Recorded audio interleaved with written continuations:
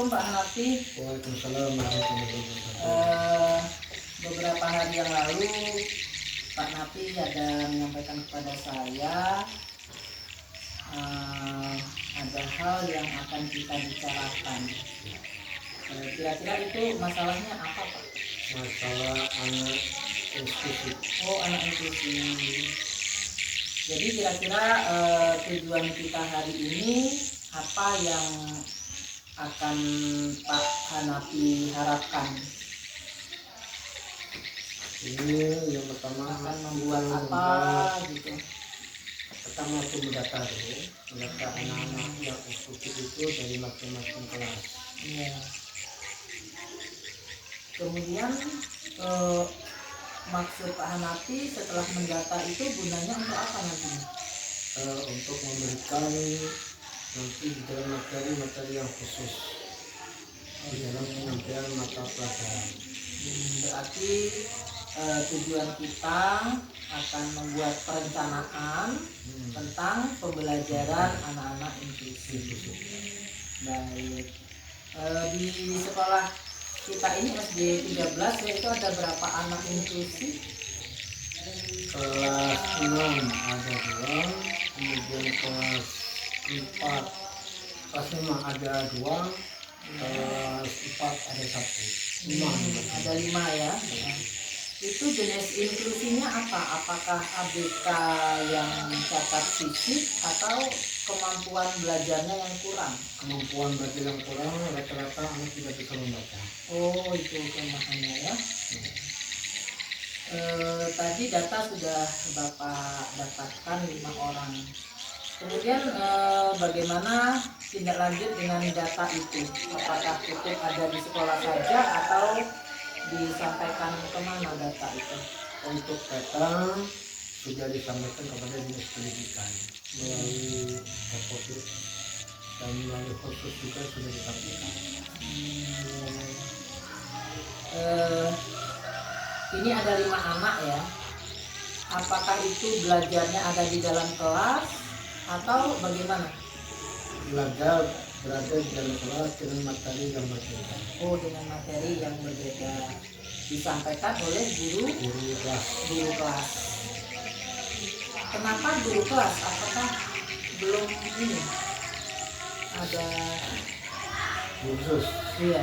Nah, untuk selama ini belum ada guru yang dikhususkan untuk mengenai inklusi. Karena memang kemungkinan besar keterlambatan kami sebagai kepala sekolah kemungkinan. Karena memang sebelumnya itu wali murid sudah saya ambilkan suruh pindah ke SLB. Karena memang itu harus nggak mau dirikan sekolah di sini lah gitu. Jadi makanya kami sebagai kepala sekolah di sini yang mau tidak mau kita terima dengan kondisi seadanya ada di sekolah. Tadi Bapak katakan bahwa dalam belajar materi yang diberikan kan berbeda. Kemudian bagaimana penilaiannya? Penilaian itu juga berbeda dengan anak yang normal dengan anak yang inklusif itu berbeda. Misalkan dari nilainya 8, inklusif itu yang di bawah 8 sebatas nilai takaran. Kemudian yang kalau nilainya sudah berbeda, bagaimana dengan rapotnya? Rapotnya dinilai juga berbeda juga. Berbeda. Terutama dengan yang lain dengan tingkah laku anak selama proses pendidikan.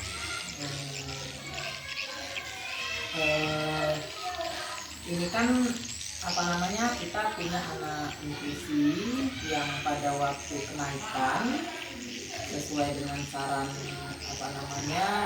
kurikulum sekarang itu ada fase-fase. Biasanya selama ini kalau ada anak yang kurang mampu belajar kemudian naik kelas, orang tua itu biasanya ada kecemburuan. Bagaimana Bapak menyikapi hal ini? Untuk menyikapi terhadap anak-anak yang berkebutuhan khusus itu, yang pertama wali murid kami panggil. Ya. Ya, kami panggil bahwa anak itu mempunyai kebutuhan khusus, maka kebanyakan wali murid itu menerima apa yang sudah diputuskan oleh guru kelasnya masing-masing. Mereka penjelasannya menerima apa yang diputuskan oleh guru yang ada di kelasnya tersebut. Terus kepada wali murid yang lain supaya mereka tidak cemburu, apa yang dilakukan? Untuk wali murid terutama yang kelas tinggi kelas 6 ini, karena kebetulan kelas 6 ini ada yang punya kebutuhan khusus, maka kami seluruh wali murid itu kami panggil dan kami jelaskan bahwa anak bapak itu yang punya kebutuhan khusus masih kita naikkan karena memang bagi belajar 9 tahun itu dasar kami yang menaikkan anak yang khusus. Jadi semua wali murid tahu ya kalau di sini ada siswa yang berkebutuhan khusus yang perlu pelayanan khusus. Selain apa namanya menyampaikan kepada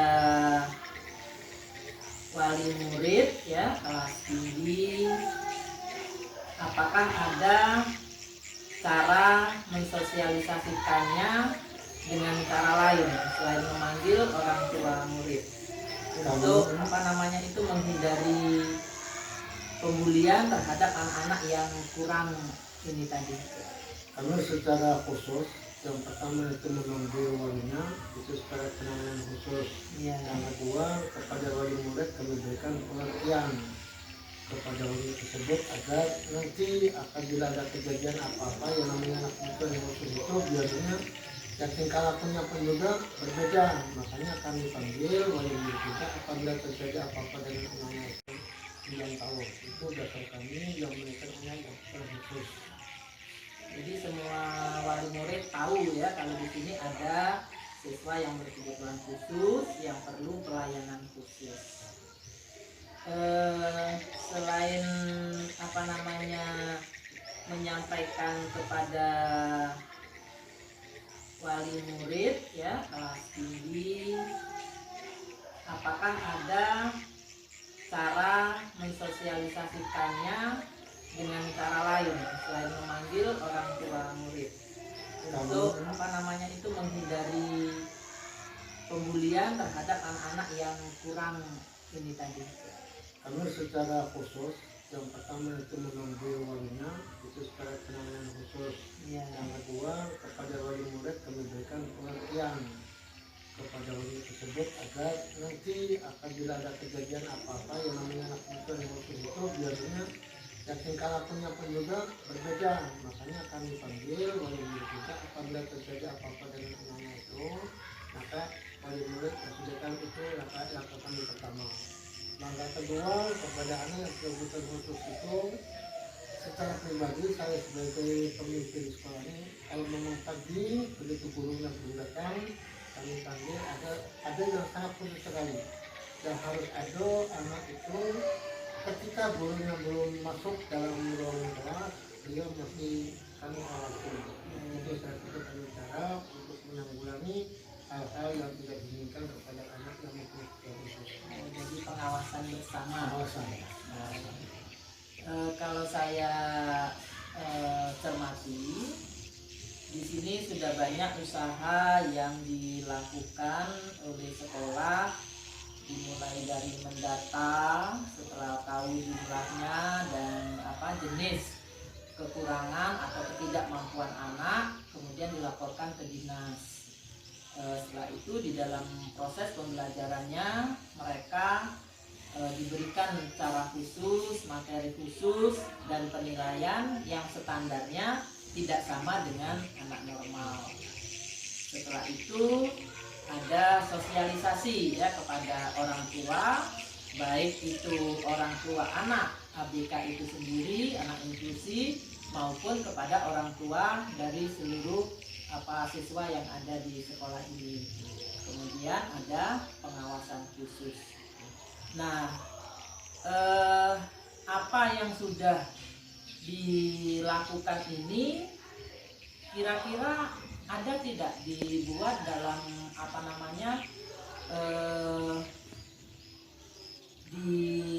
dijadikan suatu pedoman gitu, yang bisa dijadikan suatu pedoman untuk sekolah biar bisa melakukan ini secara terus-menerus dan tidak menyimpang dari rencana sekolah.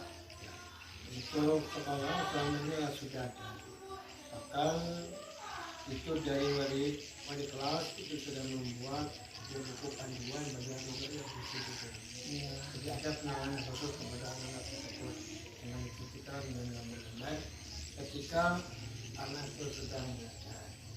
Sudah ada langkah-langkah tertentu sudah dilakukan. Walaupun guru yang penanganan khusus itu memang belum ada.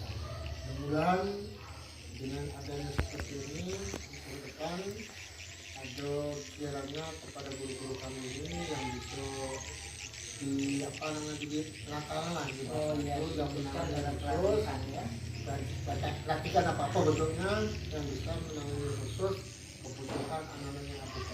Kami sebagai sekolah sangat mengharapkan sekali dengan adanya kegiatan seperti itu, mudah-mudahan anak yang mempunyai kebutuhan khusus ini dapat teratasi dengan sekolah kita sendiri. Karena kita tahu di kurikulum mereka ini anak yang punya kebutuhan khusus juga itu tidak boleh dipersalahkan, harus kita terima. Inilah dasar kami, makanya kami meminta kepada pihak kami terkait kiranya dapat mengirimkan salah satu guru untuk mengadakan apa bentuknya ada penasaran apa untuk menangani anak-anak yang kebutuhan khusus. Terakhir mungkin untuk menyimpulkan dari tujuan kita ini, kalau secara umum kita kan sudah punya kurikulum yang namanya KSP ya. Nah, bagaimana dengan anak-anak ABK ini? Apakah kurikulumnya tetap menggunakan itu atau ada kurikulum khusus yang disusun oleh sekolah? Untuk kurikulum itu selama ini kita menggunakan kurikulum yang umum, belum kami buat kurikulum yang khusus.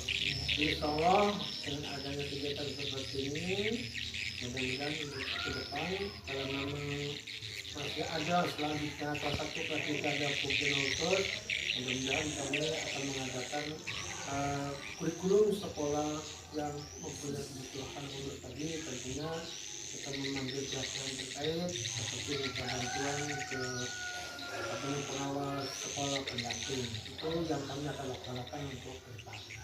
Baik Pak Nafi, mungkin itu yang akan jadi komitmen kita ya, bahwa setelah ini Pak Nafi berkomitmen untuk menyusun kurikulum khusus anak-anak inklusi anak ABK yang ada di SD 13 ini, dan itu mungkin akan saya tunggu nanti kapan direalisasikan dan bagaimana bentuk daripada kurikulum itu. Nah, mungkin itu saja Pak Nafi yang kita bahas hari ini. Yang jelas tadi Pak Nafi sudah lengkap menceritakan tentang keadaan sekolah kita, kemudian komitmennya adalah akan menyusun kurikulum tersendiri. Nah, semoga bisa berjalan dengan baik dan nanti setelah kurikulum itu selesai kita akan ketemu lagi untuk membahas bagaimana pelaksanaan.